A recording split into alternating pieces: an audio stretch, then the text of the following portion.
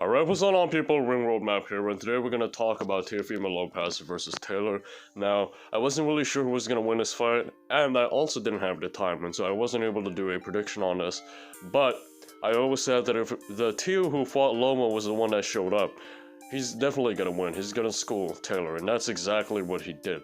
Okay, so the first one we're going to see, which really helped Teofimo Lopez keep Taylor at bay, is going to be the right hand to the body. So as you can see here, alright, Taylor is very much dependent on that long reach, right? And then what's going to happen is he's going to use that long reach to keep you at bay, and at the same time he's going to use that to smother you and to pin your head, to do all kinds of shit on the inside, to do all kinds of dirty shit on the inside.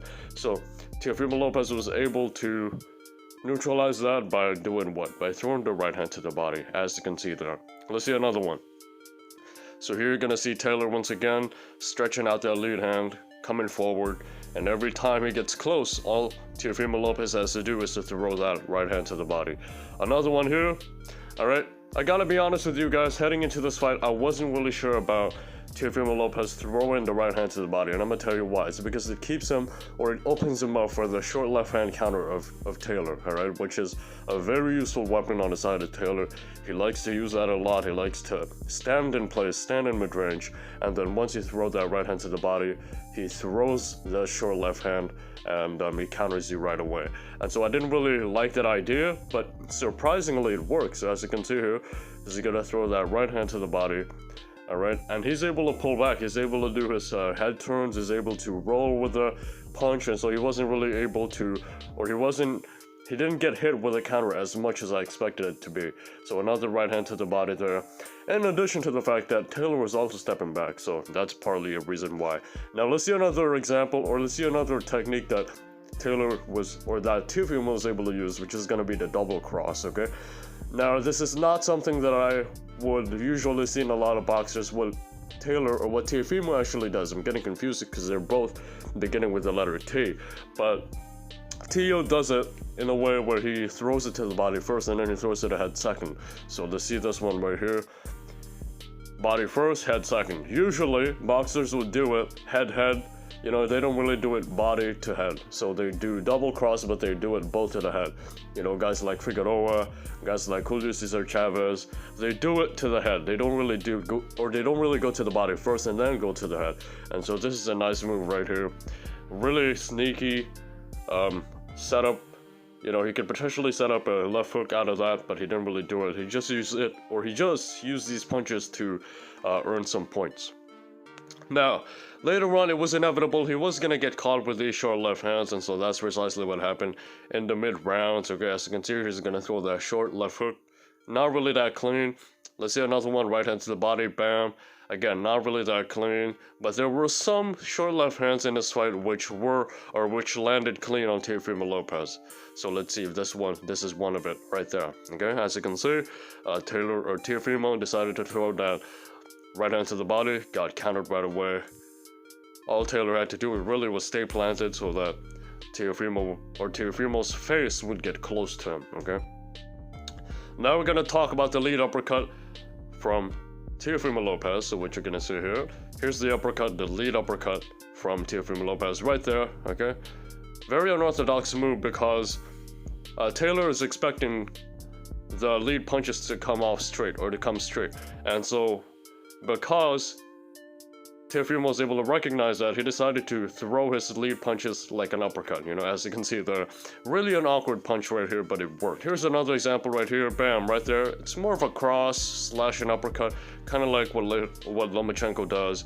He really learned a lot from Lomachenko, man, and just that tiny change in the trajectory of the punch really changes how it's gonna land. It really changes the unpredictability level of what you throw. And so what you're gonna see here is that Taylor was not really able to predict these punches. He was not able to see these punches coming because the trajectory was a little bit more different. You know, it was coming upward rather than straight.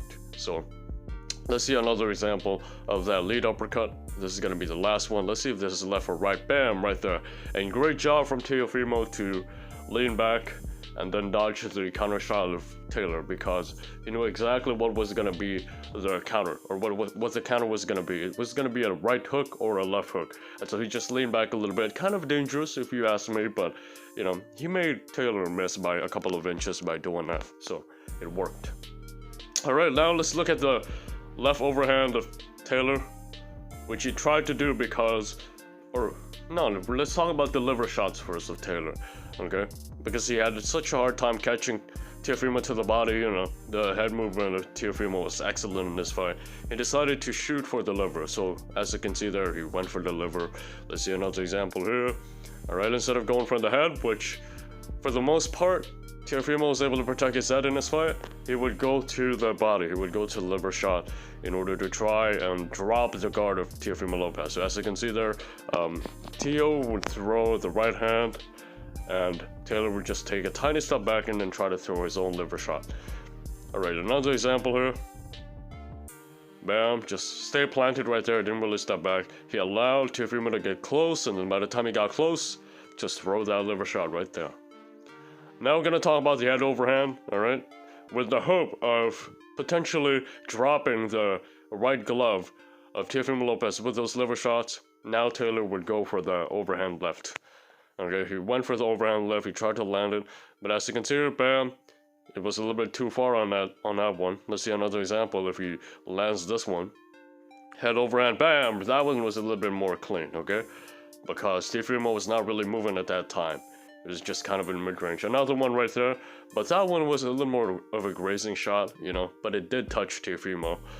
Great immunity, he got a nod there from Teofimo.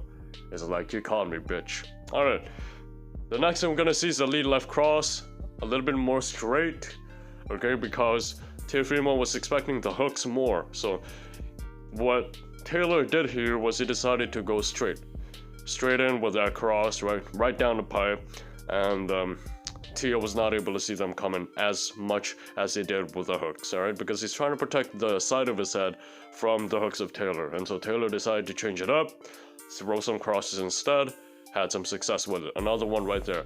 And as you can see there, Teofimo was trying to protect the side of his head, so bam, right there. So he got caught with that straight shot instead. The next I'm gonna see is the right uppercut counter, which he used in the late rounds, bam, as you can see there. Because like I said, he had some success with the lead uppercut, but he never used it as a counter, surprisingly. So he decided to use it in the late rounds, and he actually had success with it. Let's see another one here.